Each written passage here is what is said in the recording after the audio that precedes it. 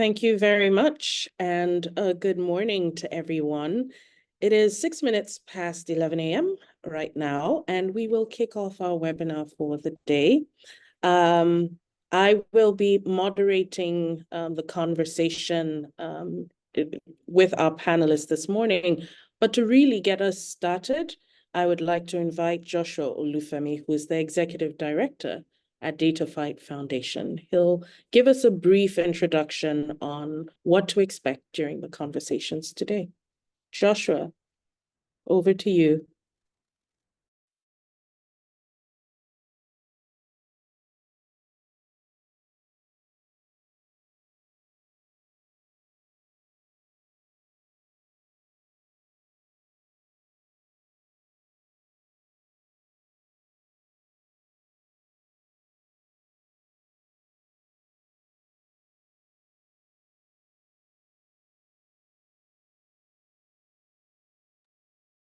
Hello, Joshua, can you hear me?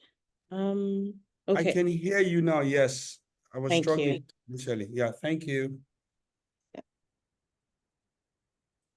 All right, please welcome us and tell us about what to expect for today. Okay, thank you so much, Yo, and thank you everyone for joining. The conversation today, as we mark 1 year of Nigeria's or Tinubu's administration for us as a country, is to review various bilateral relations, the various decisions that the president has made, in trying to ensure that not only do we stay in the right light globally, not only do we maintain, positive influence and interest across all the national values of our country, and but also to review the outcomes, of course, the evolving or emerging outcomes from that, and to ask ourselves, how are these decisions not only affecting us image-wise globally, but what is it translating into for citizens, both in the country and in diaspora? The president himself has said that he has a 4D agenda for the foreign policy as mapped out by the foreign minister, which is demography, development, democracy, and the diaspora. However, what does this mean in real numbers, or what does this mean qualitatively? And of course, we have, the right people in the room to have the conversation. We have His Excellency Ambassador Joe Keshi, who would still be joining us. It's locked somewhere, but it's really, really looking forward to joining and contributing to the conversation. We also have Dr. Yekomi, also to give us not only the research analyst, but also the academic, perspective to how this will go. And there's no other person to do this than our, Dataphyte Foundation's board chair, to lead us on this. But I feel like as we go on, it's beyond just the rhetoric that we want to discuss. It's more of setting the agenda for the next 3 years for the presidency, for the administration, and we think for the international community as we go. Thank you so much, and I look forward to an exciting, learning and sharing in conversation.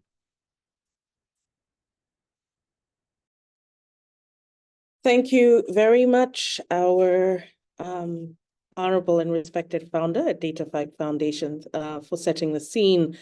And yes, indeed, we're hoping to have a conversation today that feeds into foreign policy into the future, a conversation today that enables us to think a little more clearly, and as Nigerians collectively better articulate what our foreign policy is. If you follow the trend of conversations on social media, you might get some confusing statements here and there, but we will dive into that during our conversations today. I would like to say good morning once again and welcome to everyone, wonderful colleagues and participants. It is my honor to have you all at this critical session on President Tinubu's foreign policy during the first year in office. Today, we will dive into how the administration mandate is shaping Nigeria's position on the global stage. Our focus areas will include diplomatic relations, economic policy, security strategies, as well as humanitarian and environmental policies, which are all crucial to understanding the broader implications for Nigeria and the West Africa region, and by extension, Africa as well. There's a key question, a burning question. I saw Ambassador Keshi in an interview previously, a question about whether Nigeria remains the giant of Africa, or have we shifted from that as our value proposition for the continent? But what is Nigeria's value proposition for the world, and how does our foreign policy shape and define that? Before we begin our panel discussions today, we will have a presentation on Nigeria's foreign policy report by Patrick Adewumi. He is a researcher at Dataphyte Foundation. The report that he will be sharing provides a good analysis of the key indices of the current administration's foreign policy and the impact of that on Nigeria's global standing. These indices are central to the administration's foreign policy, and they are essentially designed to position Nigeria more prominently on the global stage while also addressing domestic priorities. In reference, once again, Joshua mentioned this in his opening speech, the main indices of President Tinubu's renewed hope mandate are democracy, which is about strengthening democratic values and institutions and promoting good governance and ensuring the rule of law. Development, which is about fostering economic growth and development through policies, and policies that enhance economic stability, infrastructure, and investment opportunities. Then demography, which is about addressing our population dynamics and leveraging that demographic as an advantage for driving socioeconomic progress.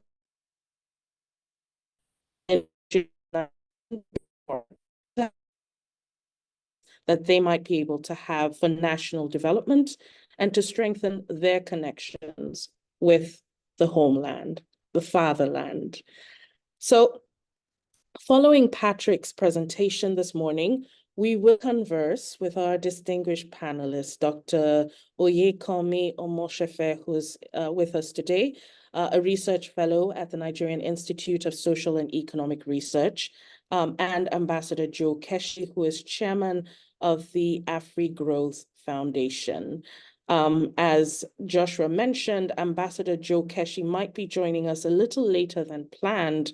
In his stead, and before he connects with us, we will have the head of insights at Dataphyte Foundation, who will be sitting in while the ambassador is out. His perspectives will be shared based on professional insights that are informed through the data leverage processes at Dataphyte Foundation. Let's hear a bit about this report in a bit of detail. I now invite you, Patrick, to please walk us through this foreign policy report. Thank you for the introduction. Can everyone hear me? Can everyone hear me, please? Yes, loud and clear from this end. Okay, yes, thank definitely. you. Yeah, please, would you permit me to share my screen? So I think that would be easier for us to go through. Yes, please go ahead. Thank you. Thank you very much to everyone. My name, as introduced, is Adenka Patrick Adewumi. Sorry, please, the host has disabled participant screen sharing. Can I please be allowed to share my screen? You have the permissions now. Please try it again. Okay. Yeah, thank you. Yeah, so like I said, my name is Patrick Adenka Adewumi. I'll be presenting a report on behalf of Dataphyte on 1 year of President Tinubu's foreign policy so far. Yeah, so take us through the report. This is the presentation outline for the report.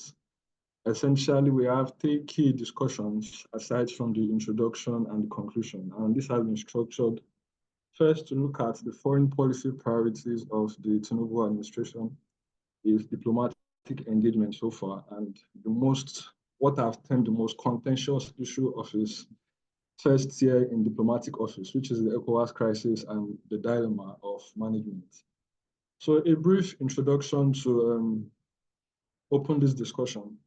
About this time last year, President Tinubu was inaugurated as Nigeria's president-elect, and his campaign before his election had been based on his Renewed Hope agenda, which is his foremost policy manifesto aimed to resuscitate the socioeconomic and political conditions of the country, especially given the last outing of the previous APC government.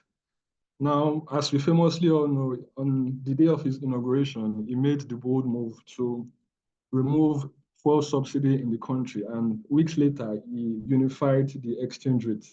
Now, these two policies obviously have been the most defining moments of his administration so far, with significant impact on domestic issues in the country, especially on its effect on poverty levels and the consequent decline in citizens' purchasing power, and also the present food inflation, which, like I said, has been the most significant issue that has dominated and influenced local politics and economics in the past 1 year.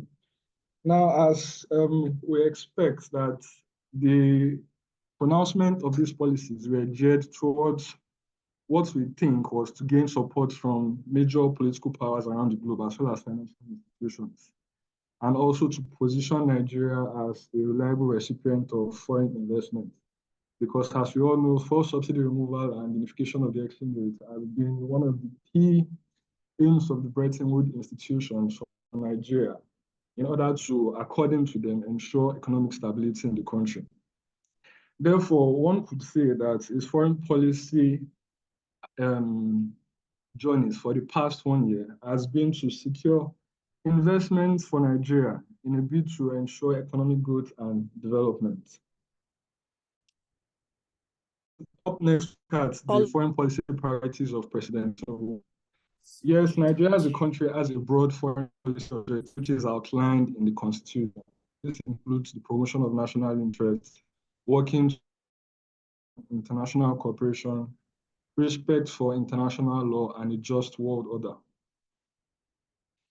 Within this, it is expected that any administration should key its own foreign policy objectives into this broad foreign policy framework that Nigeria has. And President Tinubu also did same, which he highlighted in his Renewed Hope agenda. In the Renewed Hope agenda, he highlighted 3 main foreign policy objectives: protecting Nigeria against external aggression, promoting favorable outcomes for Nigeria in diplomatic engagements, and also improving Nigeria's international standing. Further, in this manifesto, he highlighted about 8 to 10 principles. And an analysis of these principles shows that most of the key principles highlighted in the document add has an Afrocentric focus, which seeks to ensure Nigeria's leadership continent and also interest on the global scene.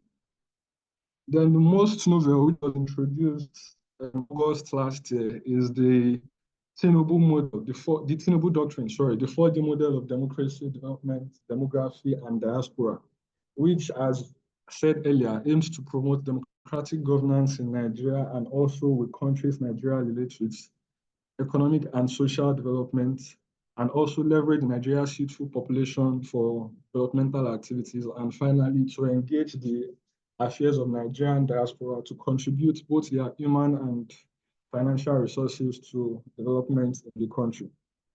Now, all of these, what we call the foreign policy priorities of the Tinubu administration, sets in motion a series of his diplomatic engagements, both regionally within ECOWAS, that is West Africa, and then on the global scene. His first diplomatic visit was to Paris, which was about a month after his inauguration, where he went for the Paris summit for the new Global Finance Pact. At this summit, its activity embarked in was to engage in bilateral discussions to leaders from various countries to promote Nigeria's need for foreign investment, which was backed on the initial reforms that he had inaugurated weeks before this trip. Thereafter that, he proceeded for the ECOWAS summit in Guinea-Bissau, at which he emerged the regional leader. Subsequent trips include his meetings to the AU Media Coordination meeting, which was a general African meeting. Thereafter to India, where he went for the G20 Leaders Summit. Also at this summit, I think it was at this summit, he recorded his first financial commitment to foreign direct investments in the country, where he secured the whopping sum of $14 billion. Subsequent trips included his journeys to the Middle East, especially to the United Arab Emirates and the Saudi Arabia. First, to discuss the issue of the visa ban which was imposed on Nigeria, and also to discuss further issues of how these countries could invest with Nigeria for the purpose of economic development.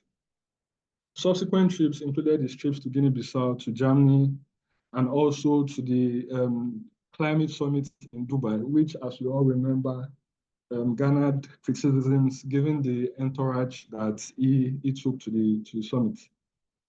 Nonetheless, obviously, yes, climate change is a global phenomenon that requires the commitment of the leadership. But like I said, this did not really sit well with Nigerians. But nonetheless, if the goals of this climate summit is achieved, I think it's to the benefit of we Nigerians ourselves.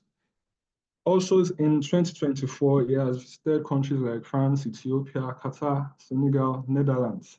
And all of these foreign trips have been to propel Nigeria's need for economic investment and also for economic cooperation on the back of the institutional reforms and policy reforms that he had instituted within the country. In addition to his own journeys, his vice president, President Shettima, also went on various trips, which include his trips to Italy, to Russia, to South Africa, and other countries, with themes of focusing on food security, which is a critical issue for Nigeria at the moment, and also various forms of bilateral relations to address the economic issues within the country. So like I've said earlier, it's that despite these diplomatic efforts, yes, the return in investments has not yet materialized into tangible benefits for citizens, yes. Although it is reported that there are so far $30 billion has been received in terms of foreign commitments. But like I said, its ripple effect is yet to be seen or felt by citizens of the country. And also, given the cost of these trips, it's now an issue of cost benefits to see how all of these trips have benefited citizens within the country. Then the next dominant theme in President Tinubu's foreign policy in his first year is the ECOWAS crisis. Yes, we termed this the most contentious issue he has had to deal with on the back of the coup that happened in Niger, which was more or less a way of testing to commitment of contentious issues of the need for fairness for diplomatic tact in terms of the imposition of sanctions and the almost mobilization of military forces to intervene in Niger. Now, this is well documented in the report, as we have on the screen, showing ECOWAS and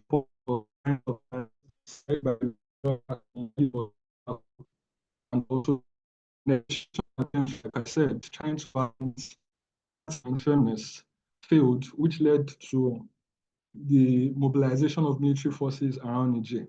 But eventually, a compromise was reached by the Nigerian government, proposing a 3-year power transition, and are warning sternly that any form of military attack during this period would be met with reprisal attacks. Now, so like I said, the consequence of this ECOWAS crisis on the home front was myriad. First was its economic and trade significant trade.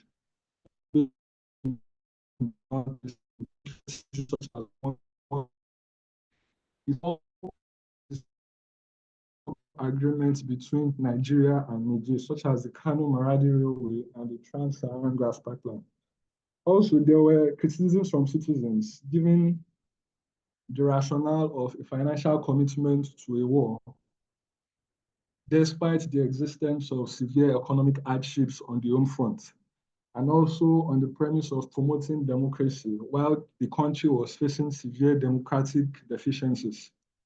Therefore, like I said, the ECOWAS crisis was more or less an issue of balancing Nigeria's foreign policy objectives, is renewed hope, foreign policy principles and objectives, as well as the 4D doctrine of democracy, development, diaspora, and demography, all summing to the contention for the need for more nuanced diplomatic strategies in the attainment of his foreign policy objectives and also his principles.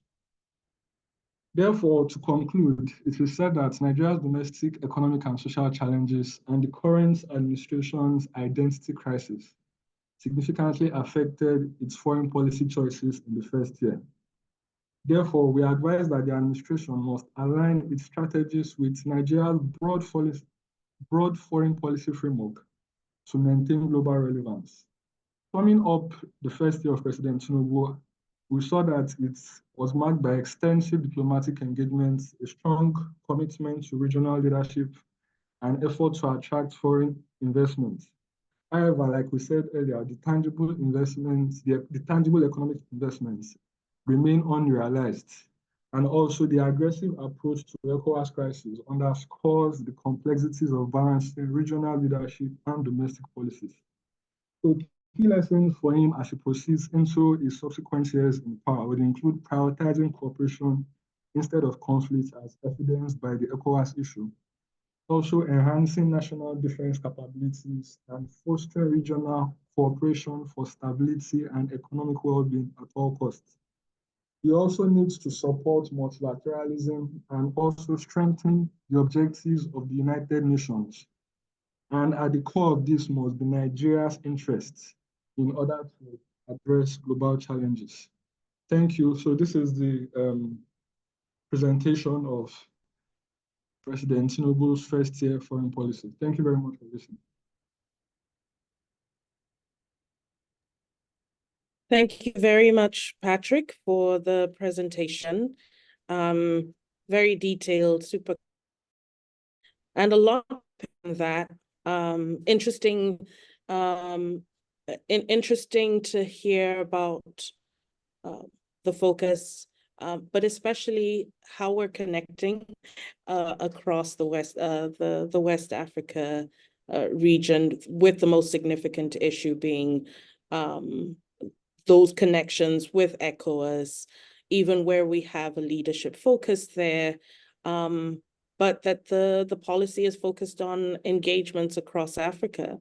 With our panelists today, I believe we will dive some more into what we're finding out, and discuss some of these things. If you do have questions as you're listening in today, to everyone who has joined us, please don't forget you can drop a question in the chat, or a comment or something. Feel free to drop that in the chat and we will read those out as well.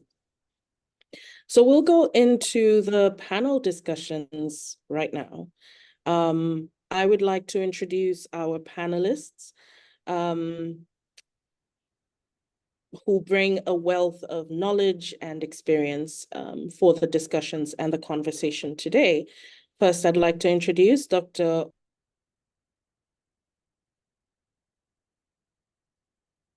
for Social and Economic Research, where she specializes in analyzing economic policies and their socioeconomic impact. She has authored numerous publications on development economics and has been a key advisor on several national policy reforms, including, of course, foreign policy reforms. Dr. Oyekami, welcome, and thank you for joining us. If you could say a quick hello. Thank you for having me. Thank you too. another panelist we have today who will be joining us a little later, a conflicting engagement this morning that happened at the last minute means he's not able to be here now. But our other panelist is Ambassador Joe Keshi. He is the chairman of the Afri-Growth Foundation. He's a distinguished diplomat with over 35 years of experience in international relations and development. He has served in various capacities within the Nigerian Foreign Service, including as permanent secretary at the Ministry of Foreign Affairs. He's renowned for his contribution to both regional and economic cooperation and development initiatives. In his stead, before he connects, we will have the head of insights at Dataphyte today. He will be sitting in while the ambassador is out and before he's able to join us. As I mentioned earlier, the perspectives that our colleague at Dataphyte will be sharing are based on his professional insights and informed through the data leverage processes that we use at Dataphyte. So to get us started, I would start with a question for you, Dr. Oyekanmi. Thinking through a bit on Nigeria's bilateral relations, it seems from the report that has been shared that Nigeria has made some strides in establishing and maintaining international partnerships, but it's also clear that there might be some need for more effective implementation or utilization of trade agreements, whether existing or reforming those, enhancing strategic planning to fully realize the benefits of these ongoing engagements and numerous international trips for bilateral discussions. But we've seen that Nigeria has signed bilateral trade agreements with South Africa, for instance, to boost economic cooperation and the security collaboration with ECOWAS to enhance regional stability. So Dr. Moshofe, with these developments in mind, what is your professional take on how President Tinubu's administration has fared so far in redefining Nigeria's diplomatic relations within Africa and with global powers as well? Thank you. Again, thanks for having me. First, I'd like to say that 1 year is not sufficient to give a valid assessment of the performance of President Tinubu's administration, considering he has a 4-year term. But it does help to give a projection of what the coming years will look like. Now, to your question, based on even the reports read by Patrick, it's clearly evident that this administration has been very robust, has had robust engagements at bilateral and multilateral levels, and extensively engaged with organizations. And there is a clear intent from what we see, the body language, to push Nigeria possibly to an advantageous position in order to make negotiations that are profitable. So we see this from the shuttle diplomacies and the several visits. But again, I think this is also sort of peculiar with past administration. We've seen all of this. Nigeria have signed several MOUs in time past, treaties. In fact, this administration has signed a number of MOUs. You mentioned some, but there are still some about on renewable energy cooperation with Saudi Arabia, renewable energy gas plant with Germany, and even there was one signed with Campus France on research and innovation. So yes, the body language is very, very evident. But again, what has rather been a crux with respect to bilateral and multilateral relations with successive governments, and which, including the present administration, is the ability to translate this engagement into very good positioning for Nigeria in the global stage. And like I said, 1 year is not sufficient to judge, to make a valid assessment. But based on what we see, there's a lot of commitment, and how this pans out in the coming years. Thank you very much. Yeah, indeed, 1 year is a short period. I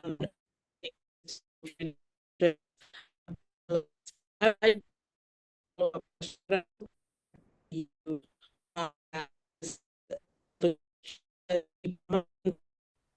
this is in terms of looking into the future on how the report has highlighted existing challenges and what other types of shifts you imagine might happen down the future. As I hold that thought, I'd like to invite our head of insights at Dataphyte, Olufemi.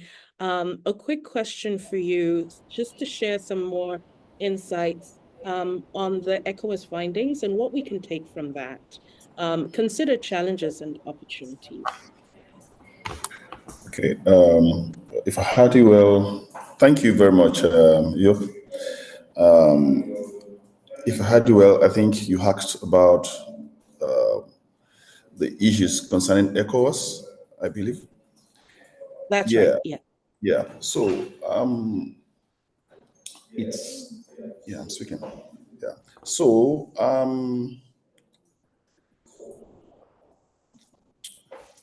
I think it's a two-edged sword, or I mean, that cuts both ways.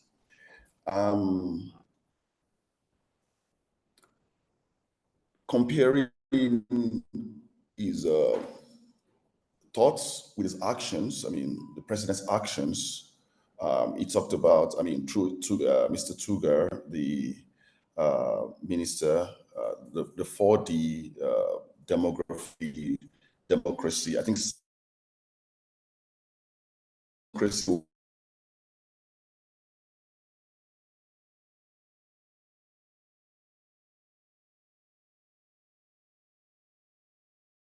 number 2.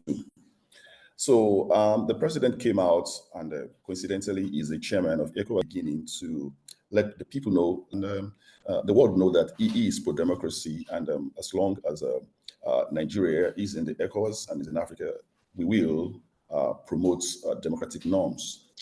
Now, and the first test came with Niger, where there was a coup d'etat in that place, and we saw him respond very, very clearly that the takeover of democratic governments will not be allowed. Now, the challenge here is that it appears his men, his backroom, misread the issues at play in Niger. So it appears, while he was trying to promote democracy and put his feet down for Nigeria to be seen as a regional powerhouse and a bastion of democracy, at the same time, it appears he misread the issue at play, which is separating democracy from sovereignty, the issues of sovereignty. I think these people were talking about issues surrounding their sovereignty, the influence, what they see as undue influence of France and other countries, Western countries, on their domain.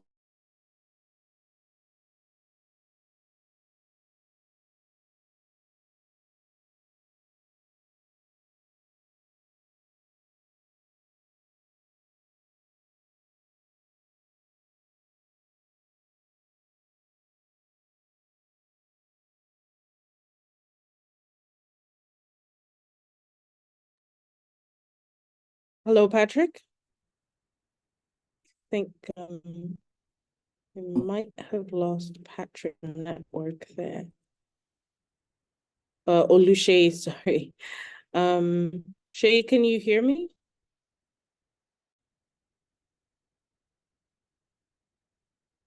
Right, we can come back to, okay, we lost your audio there for about 30 seconds, but I hear you were wrapping up. Can you hear us? We can't hear you. Okay, we'll have to come back to him. But Dr. Oyekami, coming back to you earlier on, thinking into the future, keeping in mind, of course, that yes, 1 year is not enough to have done enough to have enough to assess constructively, but perhaps we can start envisioning the future.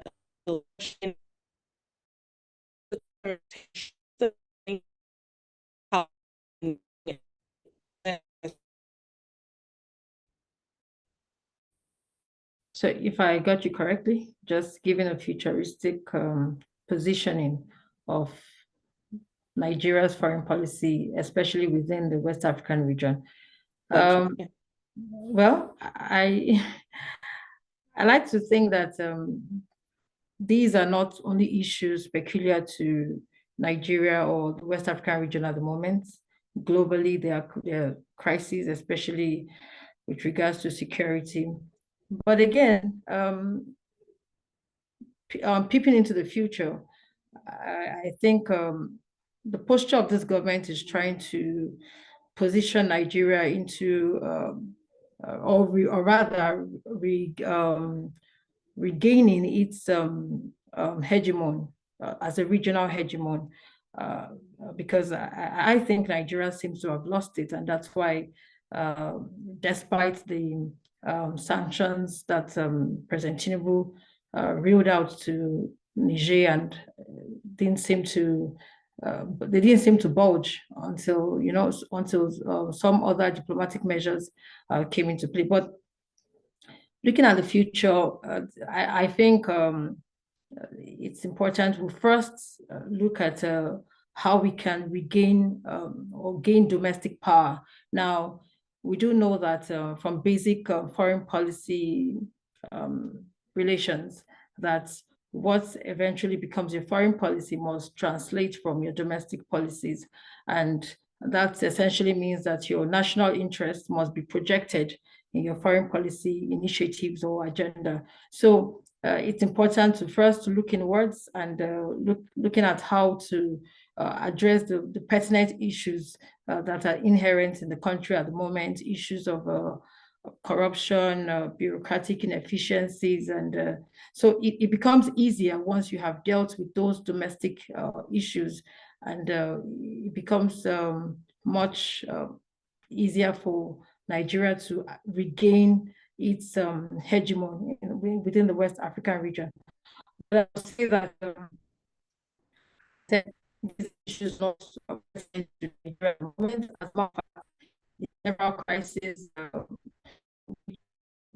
which scholars have referred as the polycrisis, climate change, the war in Europe, and even the hyperinflation. It's not just peculiar to Nigeria, but the posture of the government, the commitments of the government, the policies they reel out will tell the way to go. But I'm just going to pitch it at the fact on the angle of working on domestic issues to project our foreign policy for good positioning. Thank you. Thank you very much, Doctor there. It's interesting you mentioned how we might strengthen internally, how we might take action internally, and by extension, strengthen our external policies and for the foreign policy itself, which brings me to a question, and I'll pose this to you, Shay, in thinking about some of the developments based on the Renewed Hope mandate and our economic policies. We've seen some mixed impact on foreign growth in terms of those, for instance, the unification of the exchange rate, the removal of petrol subsidies that might have attracted foreign investments, albeit short-term measures that have now led to inflation and the cost of living. But the Renewed Hope Infrastructure Development Fund has also said to have gathered some international interest in spite of the fact that it faces some implementation challenges that could prevent investors from investing in future. So in terms of thinking internally and Nigeria's economic policies and how things are going at the moment, what your professional opinion, or what does the data tell us currently on what the real impact is of our existing economic policies, on how the real impact of economic policies currently on our foreign engagements, both positive and opportunities for improving? Yeah, thank you very much, Yop. Sorry for that little break while I was having issues with my network.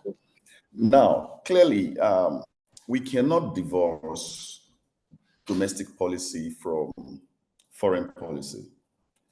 I do not see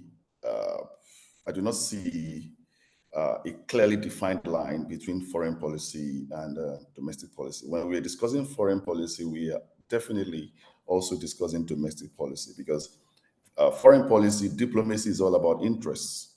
And so it's just, so now, when we talk foreign policy, we are just meaning how we're doing outside in the interest of the people of the country. So, so there's nothing like, the way I want to look at it, internal, external, it's all a part of the internal. Now, like I just said in a program I was on here this morning, that it's true that charity begins at home.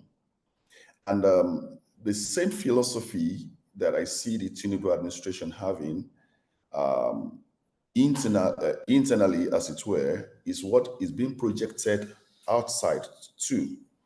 And it appears to be one that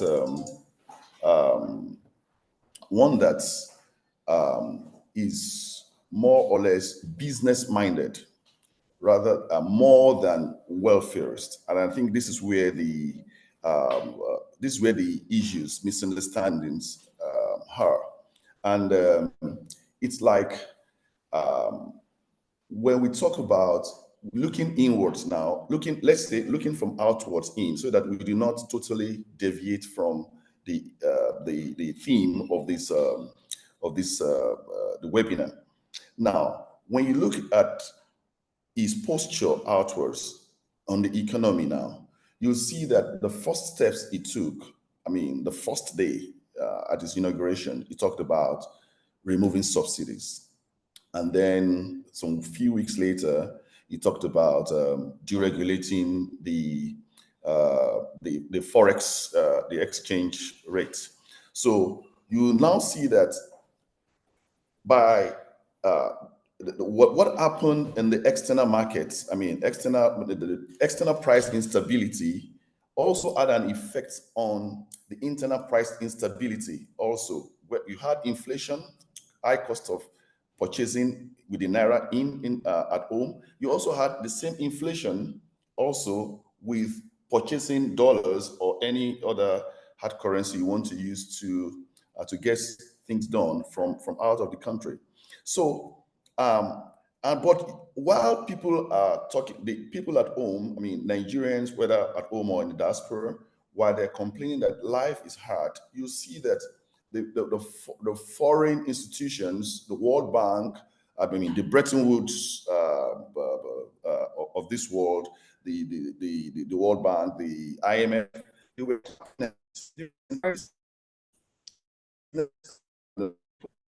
is good.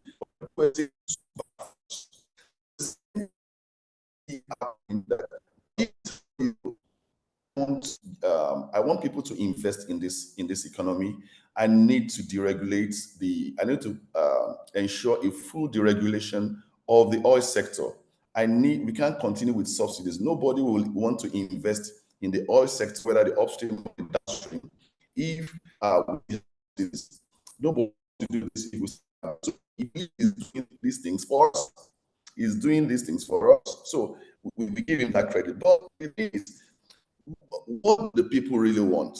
So at the end of the day, from what we have analyzed within the 1 year, we see him building wealth, but not taking care of welfare. Even from the first 1 month, first 2 months, we warned that the issue, Tinubu is most likely going to be successful in building wealth, but the challenge is welfare. And that is what the inflation rate is showing. Food inflation rate is showing. The exchange rate is showing, because most of the things in the office I am now, almost everything is, most of it is bought. The significant things here in our homes, they are bought from abroad, because we don't have a very strong manufacturing sector. So they are bought from abroad. So the cost of living is going to be very, very high. But at the end of the day, you still see that GDP is increasing. And of course, our output is a product of what is produced here, the value of what is produced there, with what is produced outside, that interplay, X minus, as we say, export minus import. So even our output that has increased is a function of all that has happened between us and other countries. So what we have seen is that output has increased. Nobody can take that away from Tinubu's quarter on quarter. The 3 quarters he has been in charge of the economy, the GDP has increased. Even the GDP growth rate has increased. The GDP itself has increased. The growth rate has increased quarter after quarter. Wealth has been produced. But what happened to food security? One of his promises, food security. What happened? One of the key. When you're talking about food security, it's affordability, availability. So affordability is key. So when people cannot afford, the food inflation is at the highest level ever since. So you have failed there. You have failed there. Clear. This is data speaking. You have failed there. You have failed with inflation. You have failed with employment. As at the last employment figure we saw for Q3 2023, the last employment, we saw that it has moved, even with the new calibration, the new methodology of calculating the unemployment. It has moved from 4.2% when it took over to 4.2% to 4.1%, and the last quarter that MBS released was 5%. Even with the new way they calibrate, they measure employment. So in short, what we saw in one of our reports, what we said is this: you have depleted the people's wealth, the people's wages. You have depleted the worth of their money. You have depleted the workforce, but you have increased output.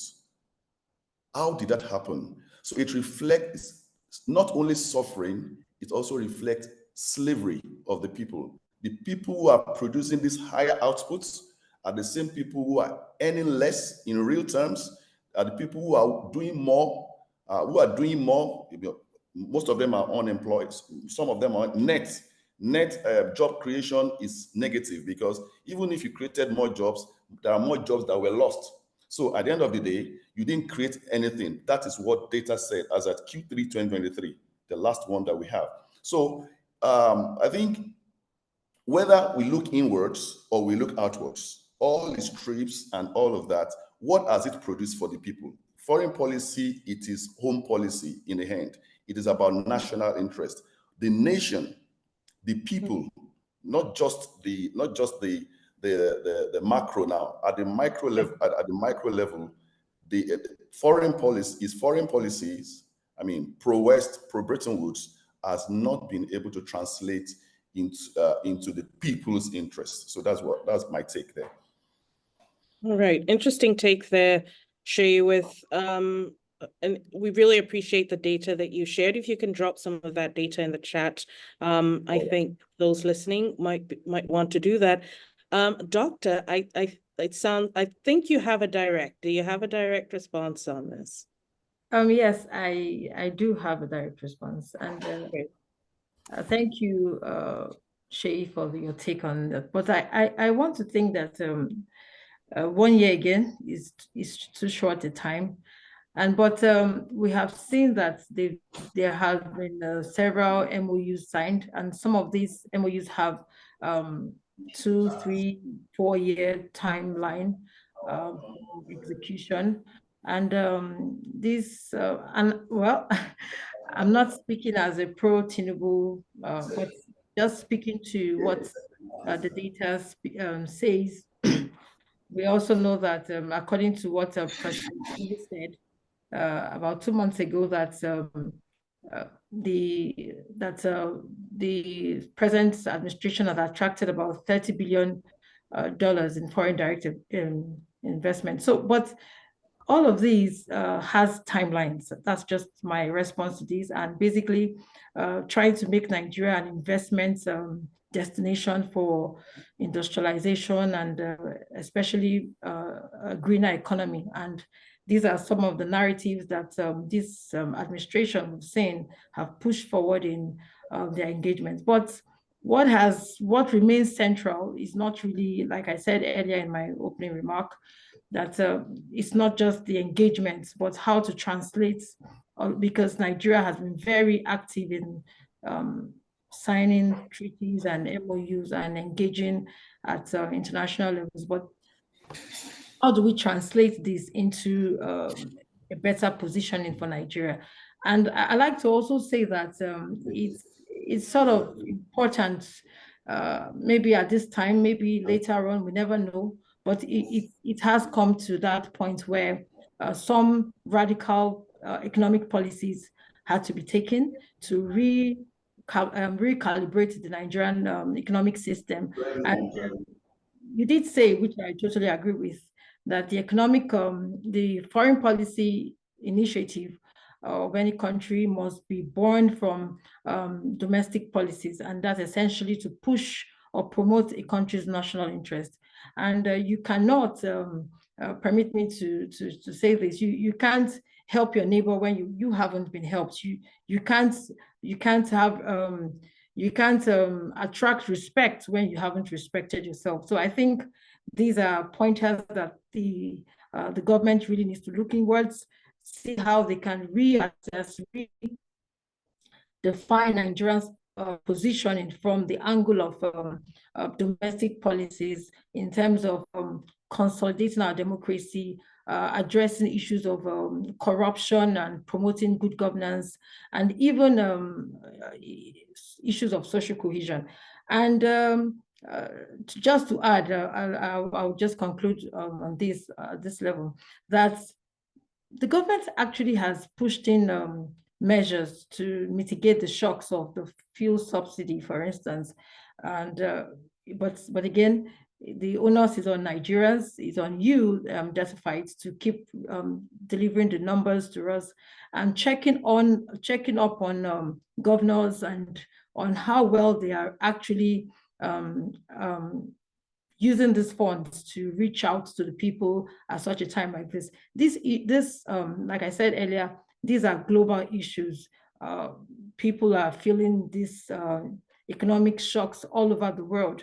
If you do have family members in other climes, they would tell you how it's going down. But there are the commitment of government to addressing these shocks is what really matters. Pulling Nigeria through this process into regaining her manifest destiny. I think that is what is very important. So we do have issues, and the projects and the engagement of the present administration thus far, they have timelines. Some MOUs run even to 5 years and more. So I think we should not be in a hurry. We should just try to see how we can advise and project their actions into pushing the country's foreign policy for better positioning. Thank you. Thank you very much, Dr. Ekami, for that breakdown.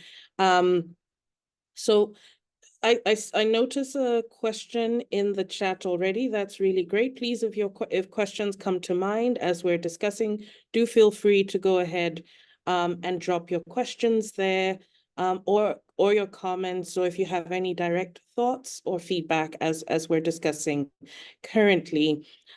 Just a quick recap of our conversation so far. We've taken a look at the president's foreign policy to date. Our panelists have talked about how we're growing wealth at the macro level, but the meso and the micro level, we need to rethink welfare and the infrastructure around that, and translating that national wealth into individual wealth and prosperity as well. Dr. Oyekomi has assessed that to date, we're looking at 1 year. We're doing a review in 1 year. There are things that do need to be strengthened. There are certain positions that the government can and should potentially take in terms of how we're looking internally to make sure that we strengthen foreign policy. Some agreements are just starting, and perhaps 1 year is too early to begin to take a look. But maybe in our conversation, as we continue the discussions today, we can start to think about the valleys and the peaks that we might think about in the future. What are the nascent challenges that we're starting to see with the existing foreign policy, and how we're assessing what we're seeing right now, and all of the data that you shared, Shay, for instance, and how do we begin to think about what the opportunities are for doing things differently into the future? How do we truly move our country from a reactive one to one that says, here's the data as we see it, based on the existing policies and the steps that have been taken, and how do we take proactive steps? How do we shift and shape the decisions now to make sure that the policies into the future translate to global, to national good down the line? So we've taken a good look so far at the discussions on economy. I'd like us to touch a bit on security, because as we think about our government's foreign policy, we know that security and defense strategies play a key role. One, to ensuring that national growth itself does translate to individual wealth for Nigerians. And we've seen some security reports to date indicating that Nigeria has strengthened regional security efforts, both by enhancing military collaborations and strategic initiatives. For instance, the cooperation with ECOWAS, that's about joint security operations targeted at combating terrorism and insurgency. We see that the administration so far has tried to implement internal security strategies that focus on overhauling the security architecture. I'll come back to you, Shay, for some of the data and the numbers. What can we say, or what are we seeing now about how security and defense strategies are affecting or how those are translating into whether or not we're able to address regional and national security threats? Do we have data on that we can share?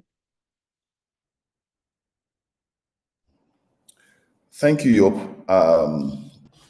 Actually, the motto of Boy Scout is be prepared. So I was drafted into this. I was thinking I would just relax and be enjoying the discussions this morning. So probably I will have done that, but I'm asking my backroom to help me supply this data, because we have all these data. So I think even on the economic aspect, I think on the chat box, we're going to be seeing some of these things being dropped in there.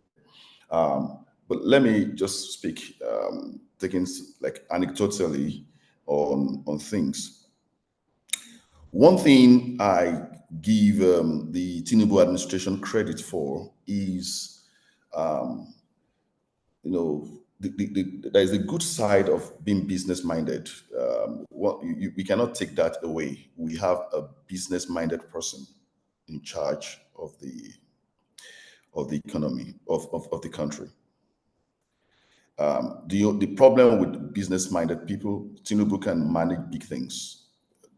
I'm talking from the way I see things. He can manage big things, big projects. He's a project-driven person. And that's why Dr. Oyekomi was talking about foreign direct investment. I can predict loosely, I'm not doing a regression analysis now, I can predict loosely that in the next 1 year, in the next 2 years, everything that has to do with wealth, that has to do with profits, like a businessman looks at the profit side first, is conquer first, then care later. It is after he has made his profits, then he can now start talking about improving staff welfare. That's the philosophy of a businessman. So, it's a kind of philosophical standpoint. It's not about good or bad, but it's about the method he seems to be applying. Now, when it comes to security too, he did a very, he was business-like. He was not idealistic. He knew when to apply the brakes. You know that we can talk about security within. Yes, security within. Yes, we can talk about security within, but a function of security within is also security around you. So, and the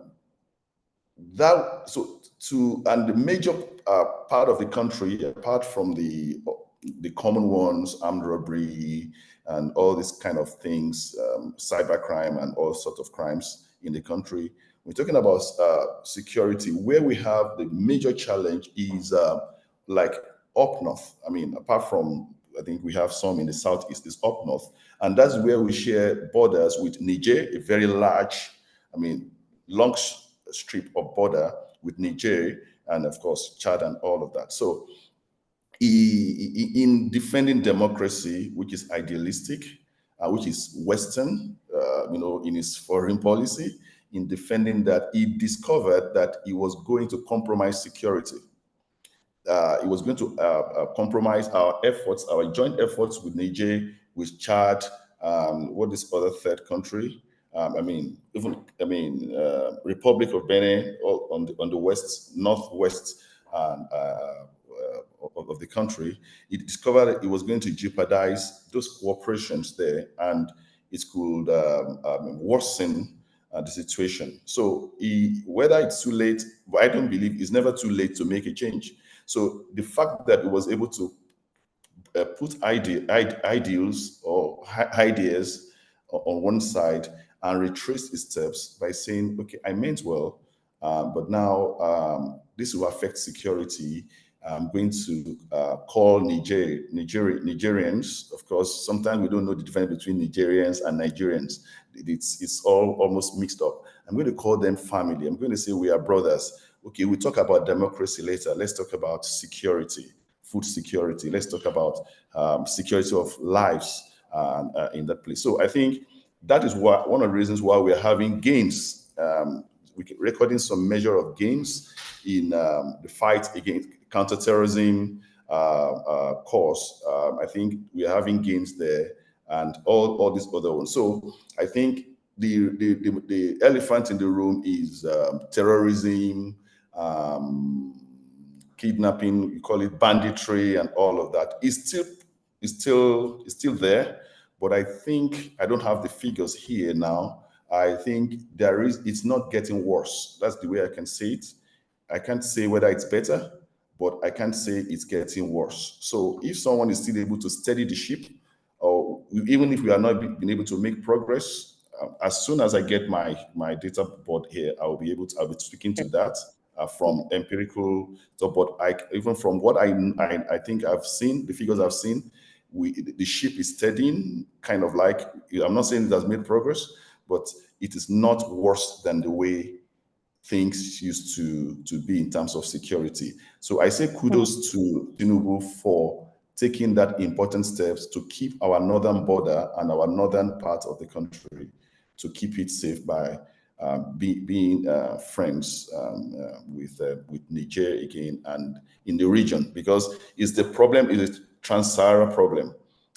Most of these problems, you remember during the past administration, you see people talking about people coming from, the Libya problem, the Sahel issue. So these things the insecurity there is even in Nigeria is being fueled by things happening across the Sahel to the Sahara and all of that. So that move to keep that place safe, I think is a good step he has taken. And of course, I don't also blame him for totally for the way he went about his response to Niger in the first instance. He has read the room now clearer, or his advisors have read it now, and then So I think security, I think is no worse than the way it used to be. That's a good start. Dr. Oyekomi, thoughts on this? Yes. Thank you, Shay, for that background. So I want to toe his line that it's not been so bad, even though we do know that I think about a week ago there was a kidnap in Niger State with about 160 persons kidnapped. So we still have these issues; they are still there, but it's not entirely as bad as it is now. But I think at the moment, I don't envy the president. He's in a very complex situation. For instance, like Sheyi mentioned, he had to retrace his step when he tried to reel out military intervention. And this is essentially because there's a conflict of, there's dual identity conflict for the president. On the one hand, chairing ECOWAS, on the other hand,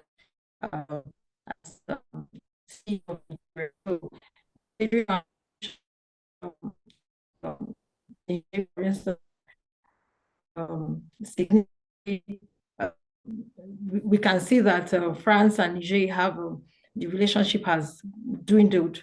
As a matter of fact, their lingua franca is no longer French. Sorry. So these issues sort of puts the president in a very tight corner, considering that the West have to sort of rally around him to relate with Niger and other countries within the border where coups have been plotted. Now, his position in so far has been one of a dicey one. I act as the chair of ECOWAS or act as the president of the Nigerian state, and this has shown to some large extent that Nigerian hegemon is being threatened, considering the fact that we have inherent, you can't divorce domestic issues from foreign policy issues. We have inherent problems, including internal security. Just to buttress that, the crisis in Sudan, the president his body language was more or less, hey, let's keep that at bay. It's not my business. But you could see that he had to, he's been told, and I hope communicate from this webinar gets to him sort of, that you can't be silent on the Sudan crisis because Sudan shares border with Niger, and Niger is a landlocked country, and based on international law, Nigeria must open its waterways to Niger. And what that essentially means is whichever way we are doomed if we do not manage the crisis of conflict around us. So it's a very complex one for him, but going by the fact that he's an astute politician, very tactical from his pedigree and profile, and he has shown that he has a listening ear. The ability for the chief security officer to retrace his step, and but I would like to just say that it's important for this government to, or going forward, his foreign policy initiative should put emphasis on diplomacy, a lot of diplomatic shuttles and soft power approach was addressing these issues. So I think with or without, Nigeria's strategic positioning makes her almost involved in any issues of Africa and especially in the West African region. So we are always misinterpreted or interpreted rightly based on our actions, but we cannot afford, and I say this with respect to the presidency, not to act on taking decisive step on issues of security. Thank you. All right. Thank you very much, Dr. Oyekomi. In relation to, among other borderless issues, there are issues related to humanitarian and environmental policies, and what there are pending questions about in what ways the current administration may or may not have addressed humanitarian and environmental challenges, and what future policies we might consider. However, I am cognizant of the time. We are at 16 minutes past 12 o'clock, and I would like to hear from you as you've listened to us. We'll come back to the environmental questions if we do have time to dive into that during the webinar today, but I see some questions in chat. So I'll open up the floor right now and we can begin to hear from you. If you have some direct thoughts or direct questions based on the conversation so far, feel free to raise your hand. There's a reactions button there, and you can just raise a hand and I would call on you and you turn on your microphone to share your thoughts. But in the meantime, I'll start with the question. There's the first question here from Aweli Eluezi. You say, how would we say, to the panelists, how would you say the administration has done in managing the intersect between its communication, transparency, and foreign policy? Case in point, the foreign relations with the UAE. Okay. Shei or Doc, who would want to, any thoughts on Aweli's question here? This is about transparent communication, perhaps potentially speaking a bit, asking a little for deeper insight, Dr. Oyekomi, on what you were mentioning earlier on strengthening our diplomacy and thinking soft power. In the mix of that, is, of course, is effective communication. So would you like to share some thoughts? Well, I think if I recall, there's been 2 official visits to the UAE on, I think Aweli is trying to speak to the visa ban on Nigeria. So I think there's been 2 visits, one, I can't remember, but one by the president himself. And there was a sort of miscommunication or a communication mismanagement on the eventual outcome of the. So yes, these are part of the issues we have seen over time. And but I also do know that they are very awesome, if I can use that word, communication with, I'm not a government, or rather I'm not in the foreign ministry, but based on what we see and hear from social media and from the papers itself, we could tell that engagements are still on. But the miscommunication, it shows that there is sufficient work to be done by the government in in passing information to. I would like to think that's Aweli's concern in how the information was transported to the people. If I recall, because I'm very Nigerian, regardless of this webinar, there was when the I think either the minister or I can't remember now, who visited UAE and came back to say, then the Minister of Information came back to say that, hey, it's all clear now. And a lot of people were excited, including myself. And just for us to hear again that that's not the case. So this sort of misinformation doesn't really project that the government is serious, but I think these are also issues that they need to sort amongst themselves. But again, considering that we have engagements, that is, the Nigerian government have been relating sufficiently with UAE on several counts, I think there's still a number of things to glean from that. That's my take on it. Thank you very much. There's a question here from Ahmed. Jake, I see your hand up, and if I read your previous comments correctly, Jake, you were probably looking to speak to the economy. So I'll just read out Ahmed's point here, and then we'll come to you, Jake, for your thoughts.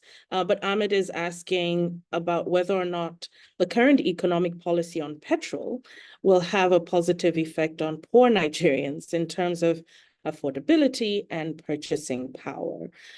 Shay, maybe we'll come to you to respond to Ahmed's question, but let's hear from Jake first.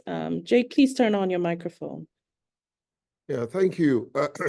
I have very keen interest in this kind of discussion, and I must commend the organizers. The richness of the discussion and the experience of the discussants is very interesting. And thank you for your wonderful moderation as well. I think I was on channel this morning, and what I did was to do a comparative analysis on the positives and what I will call downturn of the present government. But I want also challenge some thoughts, one of which I've heard that 1 year is not enough to judge the performance of the president. I don't seem to agree with that. I know that 1 year is not enough to do an overall assessment, but every leader, especially political leader, once you take the mantle of leadership, you know that after 1 year, 365 years, you're going to be evaluated, and the onus is on you to do something remarkable. And I must say that this president has taken some bold steps, but it hasn't really translated to tangible outcome and meaningful impact in the life of people, and this time Nigerians. But let me give you 4 perspectives about the bold steps that I think in terms of economy that he has taken. And I want to also say that I'm not an economist, but I follow economic trends. I think number 1 is the fact that he has scored some marks in economic rejuvenation.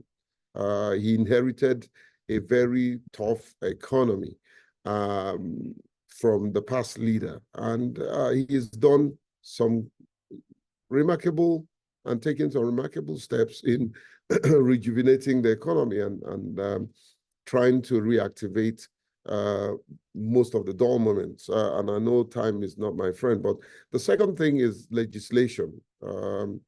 He's done well in terms of the Student Loan Act and showed a remarkable leadership skill by, first of all, putting out the first aspect of that act and going back to the drawing board and recognizing that they made mistakes and coming back on the 3rd of April to repeal and replace, which and widened the entire policy, which the legislation, which is good. Forex, his Forex reforms is a bold step, but they haven't been able to really pay attention to details and give us a clear-cut direction. This is one place that the president has also made some bold steps. Infrastructural development. What is happening in Abuja. The first lift that is happening in Abuja is commendable. The coastal line effort, his willingness to delve into that. But I also want to warn here that let him not start that project and leave it for another administration, because it's a tall order. That project can go on for the next 20 years. So he has to look at short-term, medium-term, and long-term results that he can get. Now, let me round up by giving you what I have analyzed at the downturns. The fuel subsidy regime has a huge issue. And there has not been clear-cut direction. The second is societal discontent. People are suffering, people are struggling, and you can't take that away from Nigerians because of the impact of what he's trying to do. Yes, there is no doubt that he's starting something that may take a give a long-term benefit, but we need to see what can be seen as a cautionary measure. I think, or two quick ones that and I'll say security issues. Just yesterday, there's been security issues. He hasn't handled that very well. And finally, the area that concerns me the most, there's been a partial inclusive governance steps. It's not been holistic. In his administration, persons with disability have not been appointed in key government functionary position. Now, someone will say, well, you have a say on disability. That's what we keep having. Enough is enough. And essay on disability is not in the State House. He doesn't have office there. Go and ask him how many times he has seen the president since he was appointed. You know, it's not the same. So there is no inclusion of the most marginalized. Yes, there is a surface treat for inclusion of women, but for persons with disability, I mean, give me a break. We're 35 million. We're a good number. We're a number that can deny him re-election. You know, so for us, not sitting at the table is a total unacceptable steps by any government. And so I will end by saying that, you know, we need to understand that the cost of exclusion far more exceed the cost of inclusion, and we must be in governance. Thank you. Thank you very much, Jake. Powerful thoughts then, interesting perspectives shared. I know Dr. Oyekami has some thoughts to share. Please go ahead, Doctor. Okay, I'll just, because I have another meeting. So okay. I would just like to wrap up by saying that Nigeria's foreign policy is very important in positioning Nigeria for better negotiations on the international table. And but to achieve this, well, the body language and commitment of this present administration shows that they have an open door policy for business.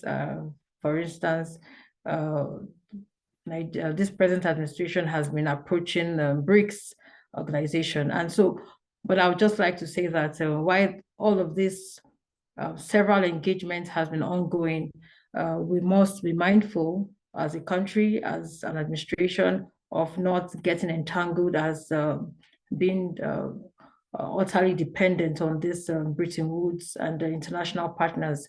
And we must remember the critical numbers in our domestic numbers now, the unemployment rate at 5%, very low HDI at 0.548 value, and so many other factors. In fact, I think we have about 107 trillion naira on our debt profile. So having all of this in mind, it's important for this administration to understand that why these ambitious and very seemingly proactive foreign policy engagements are on. These numbers, these factors have to be looked inwards in order to make sure that the average Nigerian can actually benefit from this ambitious sets out policy trust, which the present administration is pursuing. And just in line with the last speaker, that most of the MOUs that have been signed, it must be properly followed through and implemented, not necessarily leaving it halfway. So I'll just leave it there. Thank you very much for having me. Thank you too for joining us this morning. We really appreciate your time. And thank you for sharing your your perspectives from your professional background, and also giving us some insight on how things might be happening internally as well within the administration, and helping us balance out our views and thinking. Thank you very much, Dr. Oyekami, for joining us. Thank you. Yeah.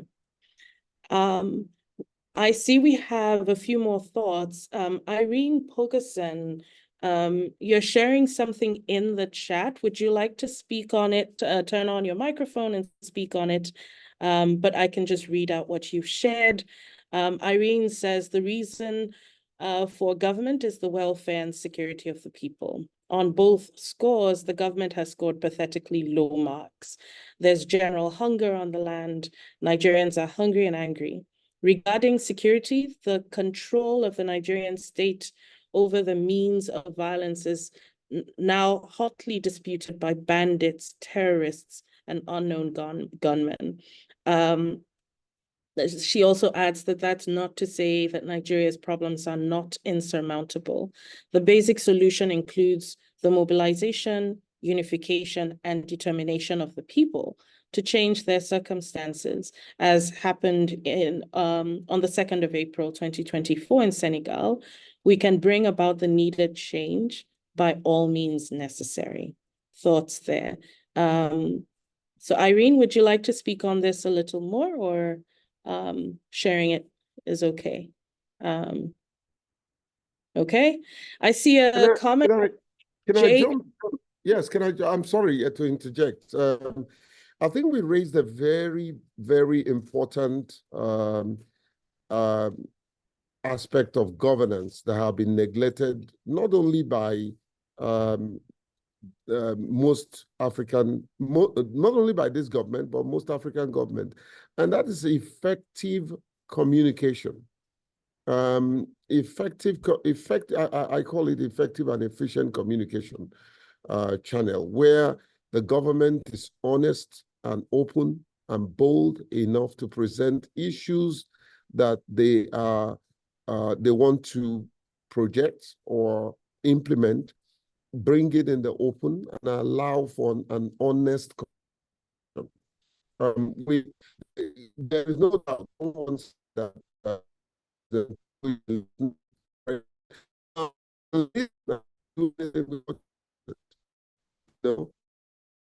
communication is not a monologue, it's dialogue, where you communicate, get feedback, and do something with your feedback. Take, for instance, the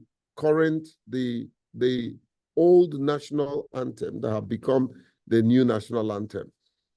It's amazing how that was passed. Now, don't get me wrong. I love the present national anthem. I think it's good, even though it came from colonial masters. Somehow they had influence in that, but it has a very relevant keywords that is most relevant now.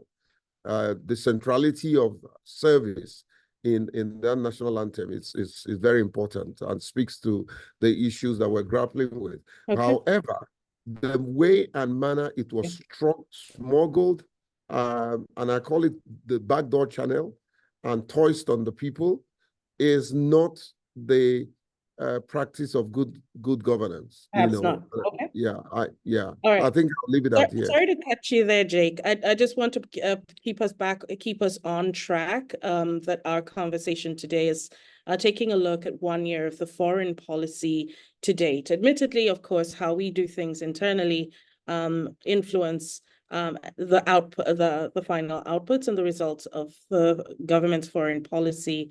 I see in chat here, Malam Kole Shatima is in the call with us today. I just want to acknowledge him. For those who are in the international development space, he probably needs no introduction. But Malam Kole Shatima, thank you for joining us. And we appreciate your thanks to the panelists and the hosts as well. But while we have you here and we're discussing 1 year, if it's okay to put you on the spot, Malam Kole, do you have any thoughts to share with us based on what you've heard so far?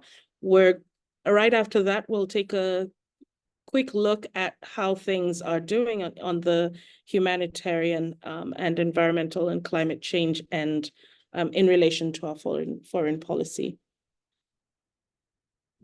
Nothing to add, but to thank once again the panelists for their insights. Of course, Dataphyte for organizing, and you yourself for moderating the sessions as well. Yeah, thank you very much. Thank you too. We appreciate your presence. So let's take a look at foreign policy. And Patrick, I'll ask you to come to sit close because it would be nice to get a bit of data on this as well. But Shay, I'll throw the question to you first of all. Recently, the foreign policy data appears to highlight that Nigeria has taken significant steps to address humanitarian and environmental challenges. We see the administration engaging in international trips and discussions to improve sustainability and manage humanitarian crisis. For instance, the climate summit we were at, COP28, with the drama around that as well, but also some output from that. There's also been some emphasis on committing substantially to securing funding for energy transition. So the question is, based on what the data is telling us, in what ways has this administration truly addressed humanitarian and environmental challenges? And what potential future policies should we start to think seriously about considering, based on how things have gone so far? Yeah, thank you so much. I will situate the humanitarian and environmental issues under the development points in the 4D. Is for development, democracy. There's another one, the diaspora. Okay, development, democracy, demography, and then diaspora. So I'll situate these two under development. They are development issues. Now, humanitarian fronts. The World Food Program, I think I told my colleagues to shoot the Tinubu's 1 year in office. The link, it's on the chat box, on the chat. The link there, we discussed this. That the World Food Program is saying that the number, I'm not here with it now, but you can see it in that story. I edited it. It was done by one of our fine researchers here. Lucy. Now, you see that the World Food Program says that because of the insecurity, climate change, food inflation, we are expecting in this lean season this year, much more millions of people who are going to be impacted, who are going to go hungry, internally displaced people. We're going to have more pressure this year than last year. And, so when you look at, and then let me I'm already talking climate change. Let me get into the issue of, okay, let me just try to put everything together. My colleague is putting, these are some of the charts on that, in that story. Now, if you, so I believe, can we all see this presentation? Yeah, all right. So I'll just speak quickly to the economic aspects. Now, I mean, one thing we did, like Mr. Jake Epele said, you can really measure a person's performance in their first year in any school, whether it's high school or the presidency school. And what we were able to do is we did not compare. What we cannot do is to compare his 1 year performance with 8 years of Buhari or 8 or 6 years of Jonathan or 8 years of Obasanjo. That would be unfair. But you can compare 1 year of Tinubu with the first year of Buhari, the first year of Goodluck in charge, and the first year of what's the president, Yaradua, and then Obasanjo, as it were. So we were able to, in this report, we were able to look at the first year. Sometimes we were able to get data for the first 9 months for each of them, and we could compare and contrast. So apart from doing the trend analysis of Tinubu, we were also able to do the peer analysis, even within the first year. So you'll see that on the economic front, you see Tinubu here, that is on 2.54, the Q3, that is after he took over in May. So we looked at July, August, September. That's Q3. Q4 is which is in red. Is Q4 is the last quarter of the year, which is October, November, December, and Q1 is 2024 now, which is January, February, and March. And this is the GDP figures. So we see that, oh, he did well. We can see that of both instance, the moment he took over, the economy started going down from 2.84 to 2.11. Then the growth rate went down by 4.7, thereabout 4.69%. So you see Tinubu now moving from 2.54, it improved the next quarter. By the next quarter, there is a decline. So what we pray is that this decline doesn't continue. You see, it's like that's the way every other government does. At the first quarter of the year, whatever time series issues are going on there, they always fall. It's common, so we can't even say this is so bad enough. But we can see that you can actually measure how someone has done in a year. You could put your child in school in the first year. Even the first time, they can tell you this is how he's doing. Paul, can you move to the next slide? So that's the last slide, just this second slide. Paul, can you move to the second? Great. So, but now, while output was high, you see on the chart on your top left. So you see also we comparing all forms of inflation, headline inflation, core inflation, food inflation, in between the first 11 months that the person took over government. That is, for Tinubu now, it is March 2024 minus June 2023. The first month he was in total control of. So this is the worst. Even if he was my father, is great. I wish he was my father anyway. But even if he was my father, there is nothing you can do to this figure. This is bad. This shows suffering. And on top of that, this shows slavery, that these people that you have depleted their wages, you have depleted the workforce, that to say that these are the guys that are producing at that rate for you, there is a problem somewhere. So you can see the other ones, good luck at some time was even within his first year, he was able to reduce the inflation rate. But you see everything, increasing with Tinubu. So that is why if the people are saying, no, this is bad, we can understand. We are not saying that is all the picture, but it counts. What the people are saying counts.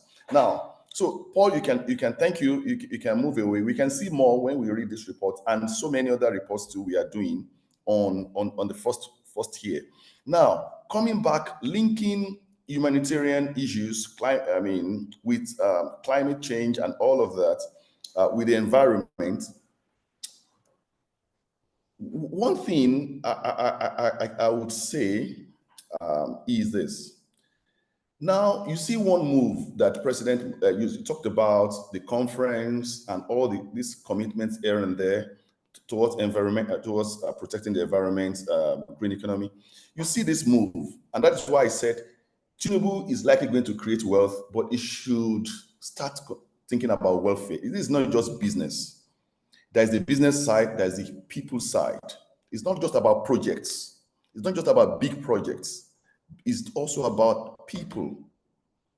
Yeah. So now you see him saying, oh, I want you to be importing for the government, import cars that are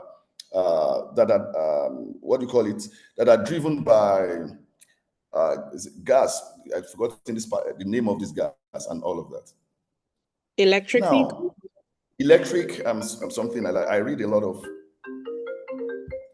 Sorry, right. I read a lot of stuff, so sometimes I don't want to confuse things if I'm not looking at it readily like that. So you see that as I was going to the radio station this morning I saw people with firewood going to, I mean, like 7, 8 women with heavy stacks of firewood on their heads.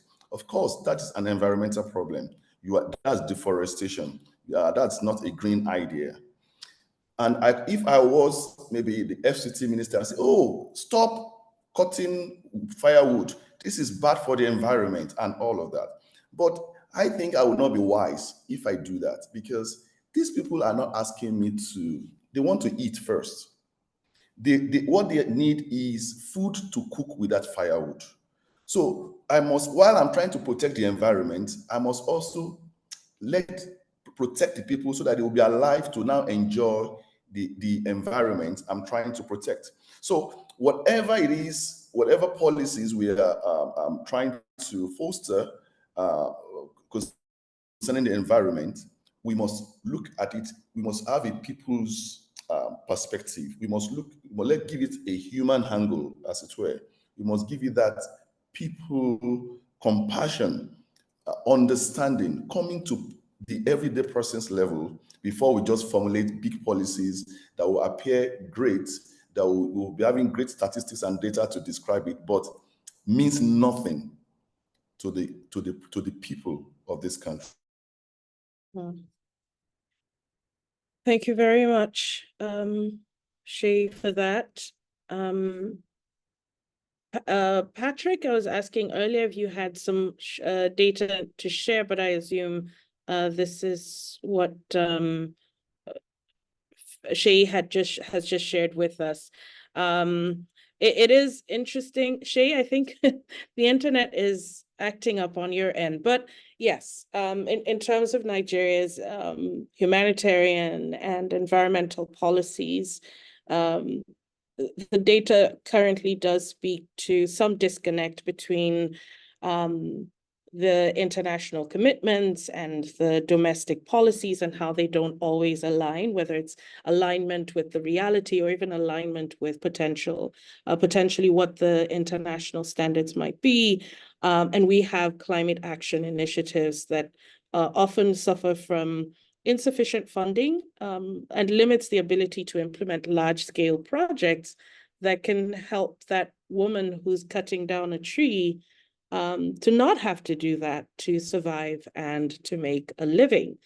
I'll ask once again, I had seen a hand up earlier on, but if you have some thoughts and some comments that you'd like to share based on the conversation we have had so far, we're still open to taking your thoughts, but at about 10 minutes before 1 o'clock now, the conversation has been rich. There's so much to take away. There are many questions that we do need to follow up with the government on currently, and even potential solutions and some ideas that have been shared in the conversation today. If you have any questions, please feel free to put that in the comments or put your hand if you'd like to share some thoughts before we wrap up for today.